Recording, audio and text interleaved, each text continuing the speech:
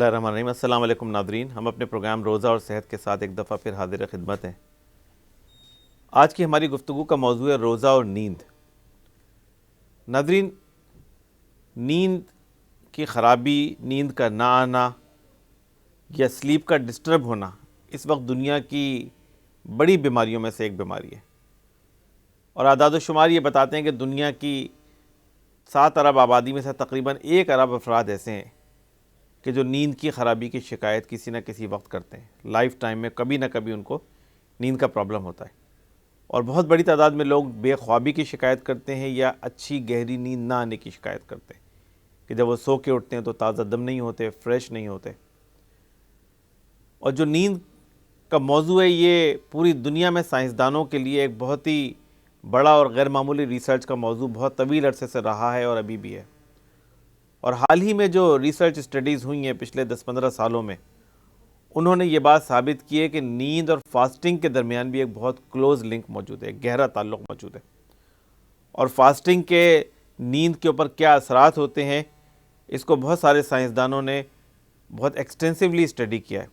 اس حوالے سے جو ریسرچ پیپرز میں نے پڑھے، اس میں ایک اسٹڈی جو جرمنی میں ہوئی تھی، انہوں نے یہ بات ثابت کی کہ اگر مریضوں کو فاسٹنگ کرائی جاتی ہے، خاص طور پہ جن کو بے خوابی کا مرض ہوتا ہے یا اور نیند ریلیٹڈ بیماریاں ہوتی ہیں، اور ان کو 1 ہفتے کی اگر فاسٹنگ کرائی جائے تو اس 1 ہفتے کی فاسٹنگ کے نتیجے میں ان کی نیند کی خرابی کافی بہتر ہو جاتی ہے۔ وہ جو رات کو بار بار اٹھنا ہوتا ہے، جس کو اراؤزل کہتے ہیں سلیپ کے دوران، وہ کم ہو جاتا ہے۔ جو لیگ موومنٹس ہوتی ہیں جس کو RLS کہتے ہیں، وہ بیماری کافی بہتر کنٹرول میں آ جاتی ہے۔ ریم سلیپ بہتر ہو جاتی ہے، گہری نیند کی مقدار جو ہے وہ بڑھ جاتی ہے۔ تو یہ ساری چینجز آتی ہیں ان لوگوں میں کہ جو 3، 4، 5 دن یا 6 دن یا 7 دن کی فاسٹنگ کرتے ہیں اور روزہ رکھتے ہیں 12 گھنٹے کے لیے، 15 گھنٹے کے لیے، 18 گھنٹے کے لیے۔ اور اس حوالے سے جو اور بھی ریسرچ ہوئی ہے، اس نے یہ بات ثابت کی ہے کہ روزہ رکھنے کے نتیجے میں یا فاسٹنگ کے نتیجے میں نیند کی کوالٹی اور کوانٹٹی دونوں بہتر ہو جاتی ہے۔ جو لوگ یہ شکایت کرتے ہیں کہ ان کی آنکھ جلدی کھل جاتی ہے، اس کے بعد ان کو دوبارہ نیند نہیں آتی، یا 3-4 گھنٹے سے زیادہ سو نہیں پاتے، یا اگر نیند آتی بھی ہے تو گہری نیند نہیں آتی۔ بعض لوگ شکایت کرتے ہیں کہ ان کو خواب نہیں آتے، یا بعض لوگوں کو شکایت ہوتی ہے کہ ان کو ڈراؤنے خواب نظر آتے ہیں۔ تو یہ کوالٹی آف سلیپ جو ہے یہ بھی چینج ہو جاتی ہے، بہتر ہو جاتی ہے، اور کوانٹٹی بھی نیند کی بہتر ہو جاتی ہے۔ اس کے نتیجے میں ایک چیز جو محسوس کی گئی اس ریسرچ اسٹڈیز کے نتیجے میں، کہ جو لوگ فاسٹنگ کرتے ہیں نہ صرف ان کی نیند بہتر ہو جاتی ہے بلکہ ان کی نیکسٹ ڈے کی پرفارمنس بہتر ہو جاتی ہے۔ اور نیند کا اور ورک پرفارمنس کا ایک بڑا گہرا تعلق ہے۔ اگر لوگ اپنی نیند پوری کریں اور نیند پوری کرنے کے بعد فریش ہو کے تازہ دم ہو کے اٹھیں تو ان کی ورک کی پرفارمنس، ان کی ڈے ٹائم پرفارمنس بہت بہتر ہوتی ہے۔ اگر اسٹوڈنٹس ہیں تو ان کی اسٹڈیز بہت امپروو ہو جاتی ہیں۔ تو جو روزے کے اور فاسٹنگ کے اثرات سائنٹسٹ نے کیے، اس کے نتیجے میں جو بات سامنے آئی وہ یہ کہ نہ صرف نیند بہتر ہو جاتی ہے، نیند کی کوالٹی اور کوانٹٹی بہتر ہو جاتی ہے، بلکہ اگلے دن اس فرد کی پرفارمنس بھی بہتر ہو جاتی ہے۔ اسی طرح نیند ریلیٹڈ بیماریاں ہوتی ہیں، مثال کے طور پہ سلیپ ریلیٹڈ ٹینگوں کے ہلانے کی بیماری ہوتی ہے جس کو ریسٹ لیس لیگ سنڈروم کہتے ہیں۔ اس کی سمٹمز کے اندر کافی بہتری آ جاتی ہے۔ وہ دماغ کے اندر ایک کیمیکل ہوتا ہے ڈوپامین، اس کی وجہ سے ہوتی ہے، اور ریسرچ نے ثابت کیا ہے کہ فاسٹنگ کے نتیجے میں دماغ کے بعض حصوں میں ڈوپامین کا لیول بڑھ جاتا ہے اور بہتر ہو جاتا ہے۔ تو اس کے نتیجے میں جو RLS کی سمٹمز ہیں، ریسٹ لیس لیگ سنڈروم کی، وہ کافی بہتر ہو جاتی ہیں۔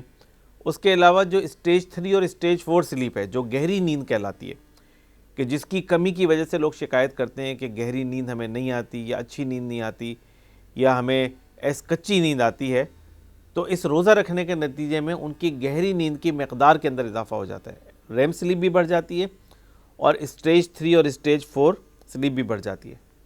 اور پھر سائنسدانوں نے اس کو بھی اسٹڈی کیا کہ آخر یہ ہوتا کیوں ہے، کس طرح یہ ہوتا ہے کہ روزہ رکھنے سے نیند بہتر ہو جاتی ہے۔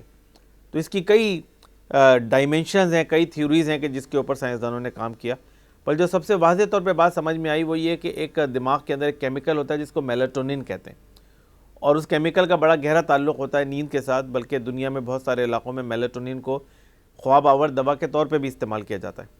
تو فاسٹنگ کے نتیجے میں دماغ کے اندر میلاٹونن کا لیول بڑھ جاتا ہے۔ اس کے علاوہ نیند کا بڑا گہرا تعلق ہوتا ہے ایکٹیویٹی کے ساتھ، ایکسرسائز کے ساتھ. اگر کوئی فرد شام میں ایکسرسائز کرے اور اس کے بعد پھر وہ سوئے تو اس کو زیادہ اچھی نیند آتی ہے.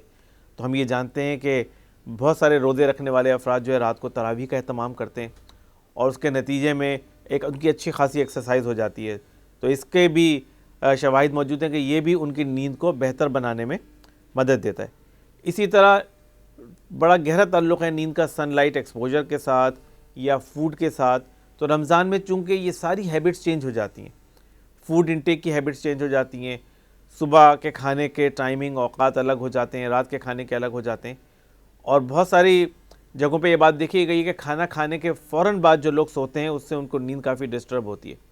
اور رمضان میں چونکہ لوگ افطار کرتے ہیں اور پھر اس کے بعد تراویح پڑھتے ہیں اور بالعموم لوگ تراویح کے بعد کچھ نہیں کھاتے ہیں، تو یہ بھی ایک فیکٹر ہو سکتا ہے کہ جس کے نتیجے میں نیند بہتر ہو جاتی ہے. اس پہ بھی لوگوں نے ریسرچ کی اور یہ بات ثابت کی کہ ایون ایک دن کا روزہ رکھنا، ہارورڈ یونیورسٹی میں اس ٹاپک پہ ریسرچ ہوئی کہ جنہوں نے ثابت کیا کہ ایک دن کا روزہ رکھنا 16 گھنٹے کا وہ سلیپ سائیکل کو چینج کر سکتا ہے. اور بہت سارے مریضوں میں انہوں نے تجربے کیے اور یہ ثابت کیا کہ ایک دن کا روزہ بھی سلیپ سائیکل کو چینج کر سکتا ہے. اب ناظرین، اہم بات یہ ہے کہ اس رمضان کے مہینے میں وہ کیا ٹپس ہیں جن کو ہمیں اختیار کرنا چاہیے کہ جس کے نتیجے میں ہم اپنے رمضان کے مہینے میں نیند کو بہتر بنا سکیں. رمضان کے مہینے میں اکثر لوگ شکایت کرتے ہیں کہ ہمیں سونے کا موقع نہیں ملتا یا ہماری نیند پوری نہیں ہوتی.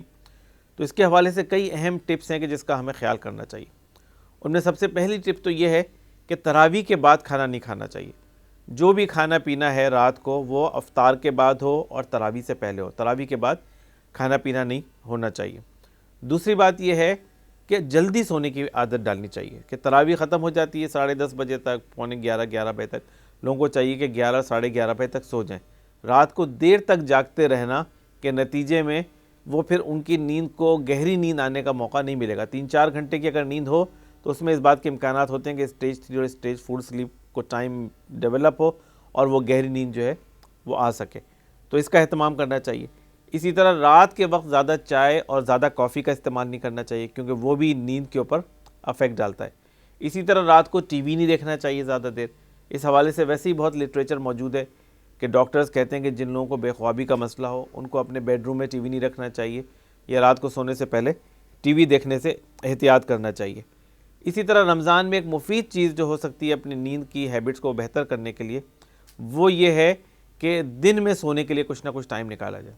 دن میں سونے کو ڈاکٹر سیسٹا کہتے ہیں اور اس حوالے سے بہت ریسرچ ہوئی ہے کہ جس نے ثابت کیا ہے کہ جو لوگ دوپہر میں آدھا ایک گھنٹے کے لیے بھی سوتے ہیں ان کی لائف اسپین بڑھ جاتا ہے، ان کو ہارٹ کی اور دیگر اس طرح کی کارڈیو ویسکولر بیماریاں کم ہوتی ہیں، ان کو شوگر یا اس طرح کے پرابلمز کم ہوتی ہیں. تو یہ جو دن میں سونا ہے آدھے ایک گھنٹے کا یہ صحت کے لیے بہت مفید ہے. اس کے اوپر کافی لٹریچر موجود ہے، کافی میڈیکل انفارمیشن موجود ہے. رمضان میں اس کا اہتمام کرنا چاہیے لوگوں کو کہ وہ اگر دن میں تھوڑی دیر بھی سو سکتے ہوں، آدھا گھنٹہ پون گھنٹہ، تو اس کا اہتمام کریں. اسی طرح سحری کے فوراً بعد نہیں سونا چاہیے. بہت سارے لوگ ہیں جو فجر کی نماز کے بعد سوتے ہیں، سحری کے بعد سو جاتے ہیں، لیکن اس میں بھی اس بات کا اہتمام کریں کہ نماز کے فوراً بعد فجر کے بعد نہ سوئیں سحری کر کے، بلکہ تھوڑی دیر بیٹھ جائیں، عبادت کریں، اشراق کی نماز پڑھیں اور اس کے بعد سوئیں. تو اس کے نتیجے میں زیادہ بہتر نیند آتی ہے اور ڈسٹربنس کم ہوتی ہے سلیپ کے دوران. تو یہ کچھ ٹپس ہیں کہ جس کو اگر ہم اختیار کریں تو سونے کے دوران ہم اپنے جو سونے کا عمل ہے اس کو ہم اپنے لیے بہتر بنا سکتے ہیں، یوزفل بنا سکتے ہیں. اور یہ رمضان کا مہینہ ہماری نیند کے لیے ایک بہت ہی نعمت ثابت ہو سکتا ہے.